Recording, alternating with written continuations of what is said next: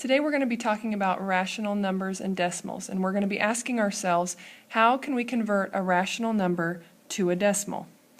I want you to make sure that you're writing down everything I'm writing down so your notes look exactly like my notes, and then I also want you to jot down any questions you might have in the margin so we can go over them tomorrow in class. The first thing we want to do is talk about what a rational number is. A rational number is a number that can be written as a ratio of two integers, a and b, where b is not 0. For example, 4/7 is a rational number, as is 37/100 because it can be written as the fraction 37/100. All right, now when we talk about decimals, some decimals are terminating. Some decimals are terminating decimals because they come to an end, they stop. Some decimals are repeating decimals because the digits repeat infinitely. For example, a terminating decimal would be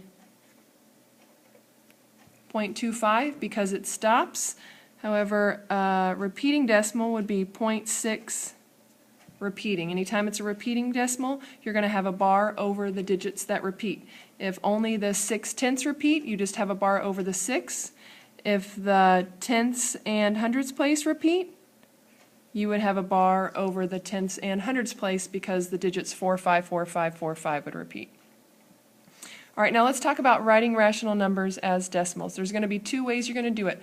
That you can do it. The first way is to look and see if you can easily change the denominator to 10, 100, or 1,000. And if you can do that, you can avoid the long division part of it. So let's look at this, 1/4. Can I do something to 4 to change it to 10, 100, or 1,000? Well, I know that I can multiply 4 times 25 and I end up with 100.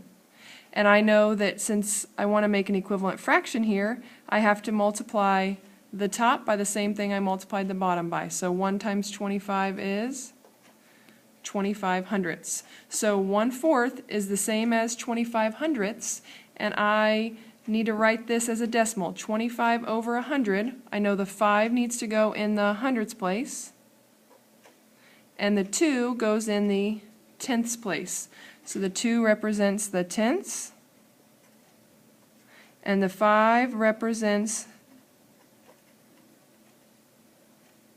the hundredths. Whatever the last number is here in your fraction, that's the place value depending on what the denominator is, and that digit needs to go in the correct place value.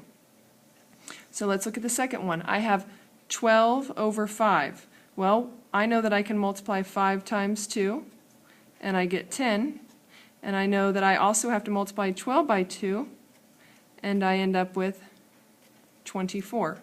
Well, this is an improper fraction, so I can go about this a couple different ways. You can change it into a mixed number, so I can say, how many times does 10 fit into 24? It fits 2 whole times. That gets me to 20, and I have 4 left over. That number goes in the numerator, and I keep my 10 in the denominator. Well, 2 is my whole number, and 4/10. The 4 goes in the tenths place. So 2 and 4/10 would be the decimal equivalent to 12/5.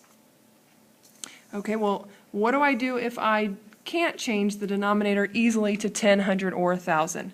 In that case, I'm going to need to divide using long division. So if I have the fraction here 5/16, well, I can't change 16 to 10, 100, or 1,000, so I have to divide. The numerator is always on the inside, and the denominator always goes on the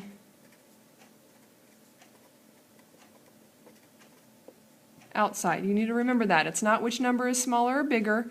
The numerator always goes in the house. You'll hear us say in the house. It always goes on the inside.